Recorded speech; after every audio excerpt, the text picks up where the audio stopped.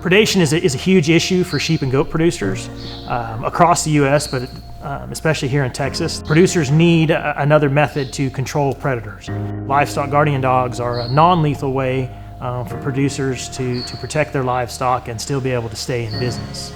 A Livestock Guardian Dog is a specific breed of dogs that's been developed for thousands of years to not have what's called prey drive. So those instincts of stalking, chasing, biting, killing have been bred out of these dogs, and so that they guard livestock instead of herding livestock, for instance. One of the big misconceptions is that a guardian dog shouldn't be socialized. That caused a lot of problems, right after the dogs were originally introduced over here in the late 70s through the 1980s. And so basically what happened is a lot of the dogs just kind of became feral because they weren't socialized. Producers for some reason had the idea that they didn't need to be specifically bonded or trained or anything, and so they were just put out with sheep or goats, and it was just a train wreck a lot of times. And so a lot of producers still have the wrong misconception about how to use the dogs or how the dog should be trained. We have a Livestock Guardian Dog program. We started this in 2019. One of the main focuses that we have on the program is a bonding project, and we take 8-week-old pups and we put them into a bonding pen. We socialize the pups, we leash train them, tether train them, they get a truck ride once a week.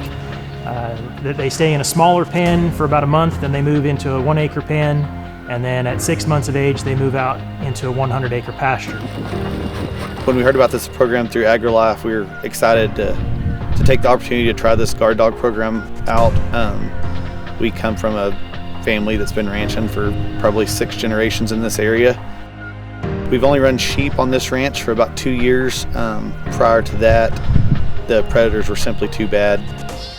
Through this program, we've been able to prove to some neighbors and maybe either other family members that the guard dog game is definitely evolving and changing, and probably could become a necessary factor to raising sheep and goats in this area. My granddad was probably kind of skeptical. They tried guard dogs at another ranch we have up in north central Texas and had a horrible experience back in the 80s. And so when the grandkids come in and think they have a new idea, they kind of wanted to sit back and watch. And a few months ago he bought some guard dogs of his own, so I think the proof is in the pudding there. We've made major changes in people's perceptions of livestock guardian dogs, giving them a more science-based, non-biased approach to how to best manage the dogs so that we set them up for success. And we're seeing that in our bonding project. We see people going from sub 25% lamb crops to over 100% lamb and kid crops. That is the change that we hear from a lot of producers that have implemented livestock guardian dogs since we began really promoting this. Moving that forward is seeing more people utilize livestock guardian dogs, improve how they manage them so that it better fits their operations, and they can better protect the animals and keep people in business.